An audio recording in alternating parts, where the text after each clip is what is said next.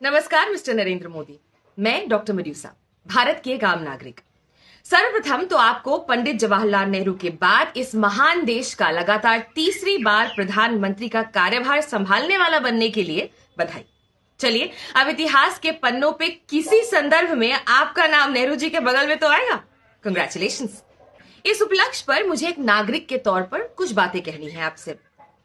वैसे व्यक्तिगत तौर पर एक इंसान के रूप में आपके लिए कोई खास इज्जत नहीं है मेरे मन में, लेकिन प्रधानमंत्री के पद की गरिमा का ध्यान रखते हुए मैं अपनी भाषा मर्यादित रखूंगी। आप भी इस वीडियो को देखने के बाद लोकतंत्र की गरिमा का ध्यान रख अपनी कार्यवाही मर्यादित रखिएगा। ठीक, चलिए शुरू करते हैं। मोदी जी, मैं आज आपसे आपके द्वारा पालित, पोषित और पुरस्कृत धार्मिक नफरत और सांप्रदायिकता की बात करना चाहती हूं। वो नफरत जिसने एक आम मुसलमान नागरिक से इस देश में इज्जत और शांति से जीने का अधिकार जैसे छीन सा लिया है। वो सांप्रदायिकता जिससे मुसलमान का फ्रिज, उसका घर, उसकी दुकान कुछ भी महफूज नहीं है। पिछले 10 साल का हिसाब छोड़ देती हूं मोदी जी। पिछले 10 दिन में ही आपके नए कार्यकाल में आने वाले समय की छवि दिख गई है मुझे। मंडला मध्य प्रदेश में कुरैशी समुदाय के 11 परिवारों के घर उनके फ्रिज में गौमांस होने के शक में 24 घंटे के अंदर अंदर गिरा दिया जाते हैं।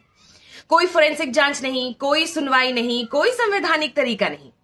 बस बुलडोजर आए और 30-30 साल से खड़े मकान आंखों के सामने टूट गए। गुजरात में एक मुस्लिम महिला को सरकारी आवास मिल गया तो पूरा मोहल्ला सड़क पे आ गया कि हिंदू एरिया में मुसलमान की एंट्री नहीं। छत्तीसगढ़ में 3 मुसलमान युवकों को गौ तस्करी के आरोप में आप ही की पार्टी के गौ रक्षकों ने मार डाला और फिर उनकी गिरफ्तारी के बाद आप ही के कार्यकर्ता और नेता इंसान के हत्यारों के लिए इंसाफ की मांग कर धरना दे रहे हैं। अलीगढ़ में मोहम्मद फरीद को चोरी के इल्जाम में सरेआम मार कर मार डाला।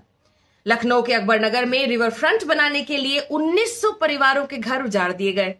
हिमाचल प्रदेश में जावेद की दुकान पुलिस की मौजूदगी में और जय श्री राम के नारों के बीच लोगों ने तोड़ डाली और व्हाट्सएप पर ईद के मौके पर दी गई कुर्बानी की फोटो डालने के जुर्म में जावेद गिरफ्तार हुआ, उसकी दुकान तोड़ने वाले लोग नहीं। आपको पता है ना, ये सब दिख रहा है ना।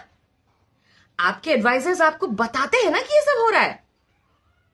अगर हां, तो मैं पूछना चाहती हूं कि ये कैसा भारत बना रहे हैं आप मोदी जी? सत्य, अहिंसा और सहिष्णुता को आधार मानने वाला देश का सबसे व्यापक धर्म कुछ लोगों की अंधी नफरत, घृणा और इंफीरियोरिटी कॉम्प्लेक्स के बलि चढ़ा जा रहा है और आप देख रहे हैं। दिख रहा है ना आपको ये सब। देश की 20 करोड़ लोगों की मानव संपदा डर और सहम कर अपने पोटेंशियल से सैकड़ों साल पीछे चल रही है। क्या करेंगे आप अपनी 5 ट्रिलियन की इकोनॉमी का जब महंगाई, बेरोजगारी, क्लाइमेट चेंज तो है ही और उसके ऊपर ये किसी वोल्केनो से निकले हुए काले लावे जैसी धीरे धीरे बढ़ती नफरत लोगों को ही मार डालेगी। हां, लाशों से आपका पुराना रिश्ता है, मगर अब हो गया ना मोदी जी। बन गए ना आप तीसरी बार भी प्रधानमंत्री, कर ली नेहरू की बराबरी। अब तो बस कीजिए। दिन भर ट्वीट करते रहते हैं। एक अपील अपने लोगों के लिए भी जारी कर दीजिए, एक नया पॉइंट ऑफ ऑर्डर। मैं आपको टेक्स्ट भी बता देती हूं। लिखिए, इस देश का मुसलमान इस देश का बराबर का नागरिक है, उसके भी बराबर के अधिकार है। समस्त देशवासी, पुलिस, प्रशासन और न्याय व्यवस्था इस बराबरी को सुनिश्चित करें। बस एक बार कोशिश तो कीजिए। आप इस देश के प्रधानमंत्री हैं। आपके कहने पे पूरा देश ताली और थाली बजाने रोड पे कोरोना को मारने निकल आया था। शायद इस देश की मरती इंसानियत को भी सीपीआर मिल जाए। वैसे पहले मैं सोच रही थी कि जावेद के, फरीद के या अकबरनगर के 1900 परिवारों के हक में आवाज उठाने के लिए राहुल गांधी से अपील करूंगी। फिर याद आया कि फायर ब्रिगेड वाले को ब्लेम करने से पहले रोज भड़कती आग में घी डालकर अट्टहास करने वाले की आत्मा तक पहुंचने की पहले कोशिश तो कर लूं, वरना हमेशा एक फांस सी गड़ी रहेगी दिल में कि एक कोशिश नहीं की मैंने। और आपका भी क्या भरोसा, कल को मुड़ के स्मिता जी को इंटरव्यू में कोट दे दो कि ओ माय गॉड, मुझसे तो किसी ने कहा ही नहीं कि ये सब हो रहा है। तो चलिए, अब आपको पता है।